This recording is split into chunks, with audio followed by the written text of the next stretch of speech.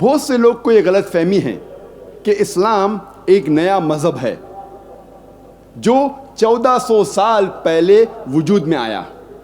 اور اس کے بانی ہے محمد صلی اللہ علیہ وسلم۔ حقیقت میں اسلام بہت پہلے سے ہے،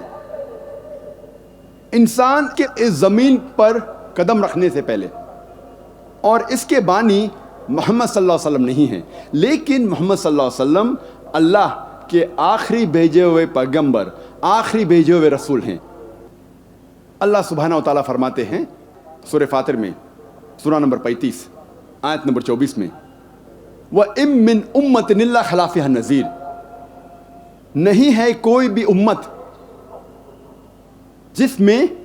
ہم نے ایک خبردار کرنے والا، ایک پیغمبر نہیں بھیجا۔ اللہ تعالیٰ فرماتے ہیں سورہ رعد میں، سورہ نمبر 13 آیت نمبر 7 میں، وَلِكُلِّ قَوْمٍ ہَادٍ، اور ہر قوم میں ہم نے ایک ہدایت دینے والا بھیجا۔